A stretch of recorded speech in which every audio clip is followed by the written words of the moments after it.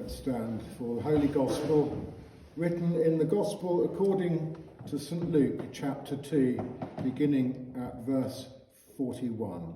Glory be to thee, O Lord. Now his parents went to Jerusalem every year at the feast of the Passover. And when he was 12 years old, they went up according to custom. And when the feast was ended, as they were returning, the boy Jesus stayed behind in Jerusalem.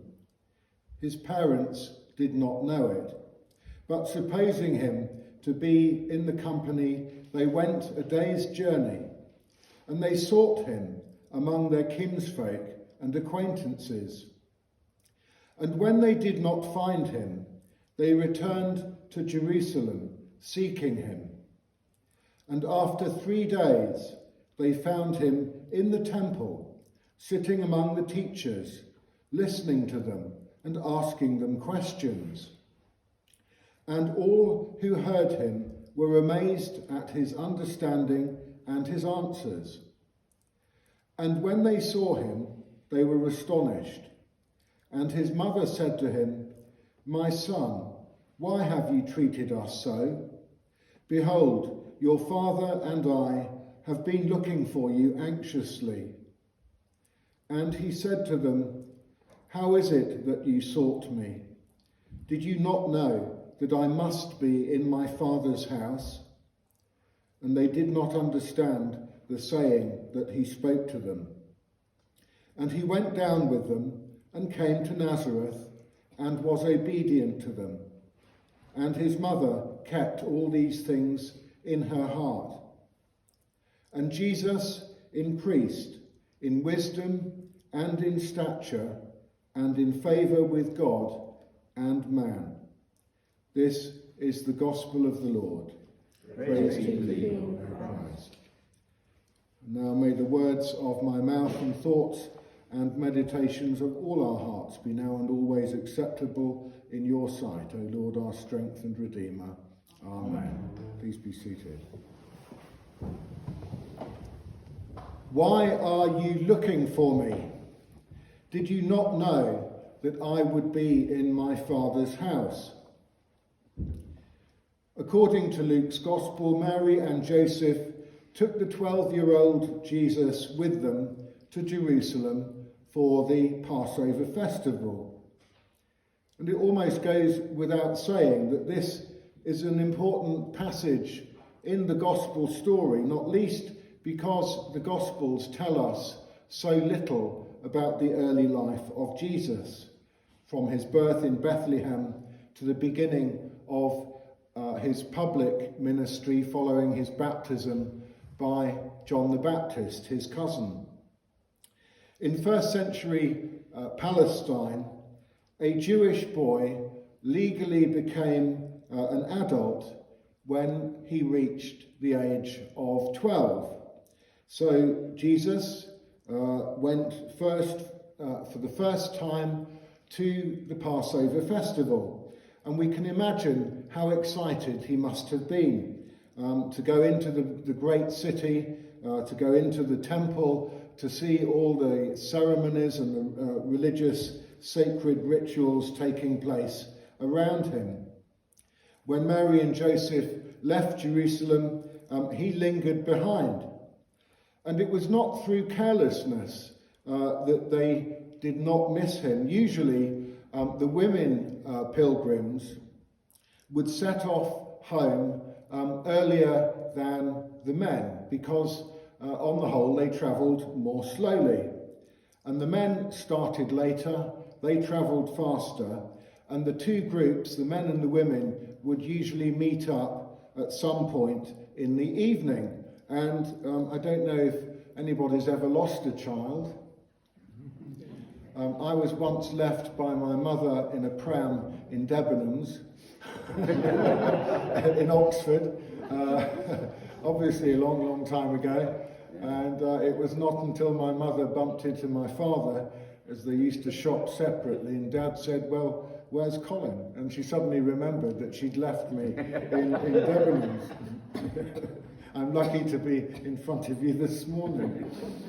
But anyway, as I say, these two groups would not usually meet up until the evening. And no doubt, you can imagine the blame game, can't you? No doubt Joseph thought Jesus was with Mary, and Mary thought Jesus was with Joseph.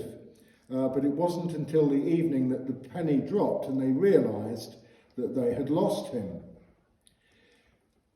A bit more historical background. During the Passover season, it was customary for the rabbis and the teachers of the law to meet in the public courtyards in the temple to discuss and debate in the presence of anybody who wanted to listen religious and theological questions. And it was there, in the courtyard, in the temple, that Mary and Joseph tracked down the missing Jesus. And they found him listening to the discussion and asking questions. And the impression we get from Luke is that he was not behaving as some sort of precocious child. Now, as a young man, he was doing what any ambitious young student would do, seeking to learn from his elders, searching for knowledge. And clearly he already knew a great deal, and clearly he was more than capable of holding his own. It's no surprise that Mary would have been worried and anxious when she discovered that Jesus had gone missing. Mary's first words to him are, "My son, why have you treated us like this?" And what I really hear is, "Where have you been, young man?" Where have you been, young man? And almost Mary saying, "Your father and I, look what we've had to go through. We've had to survive a heavenly host of angels, birth in a manger, living like refugees in Egypt, only to have you get lost in Jerusalem."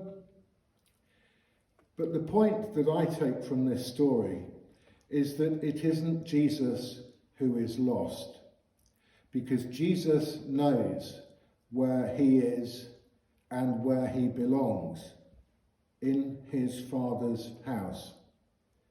And in a sense, it is Mary and Joseph who are lost, if you think about the story. As parents, as relatives, teachers, guardians, friends of children, we are and rightfully should be concerned for their well-being. We are to do all we can to protect and teach them, nurture and nourish them, and ensure their health and their safety. And we all need someone to guide and guard our process of growing up, because growing up in any world, whether 2,000 years ago or today, is a tough business. Growing up, what does growing up mean? What does growing up actually mean? It means establishing our identity, figuring out who we really are and our place in this world.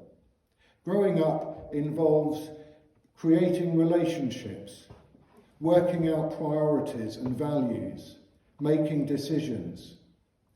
And we must choose values and beliefs that structure our lives in a positive way. And yes, along the way, we will inevitably make mistakes. We will inevitably get lost, backtrack. Sometimes we just need to start a fresh page and begin again. And ultimately, growing up means moving out and making a new home. And that may be a physical, geographical move, but most certainly it will involve a psychological and spiritual move. And today's gospel is a story about growing up. But as I've said, it is not a story about Jesus growing up. It's about Mary and Joseph growing up. It's about you and I growing up. Because that process, growing up, is not about how old we may be in terms of years. It is really about moving into deeper and more authentic relationships with God, with our world, with each other, and learning about ourselves. And as adults, don't we often learn much from children, from younger people? And I don't just mean it's our children who teach some of us oldies how to solve problems when the computer goes wrong. But we learn from each other at whatever age, and that process of growth and learning continues. And what happened to Jesus after this encounter at the temple in Jerusalem? We're told he went home to Nazareth with Mary and Joseph and was obedient to them. And he grew. He grew. Luke tells us that Jesus grew in 4 ways: in wisdom, in years, in favour with God, and in favour with man, with human beings. And the good news is that each and every single child of God, and that means each one of us, can grow in exactly the same way, in wisdom, in favour with God, in favour with human beings. We can each grow in exactly the same way when we love God and love our neighbour as ourselves. Amen. Amen.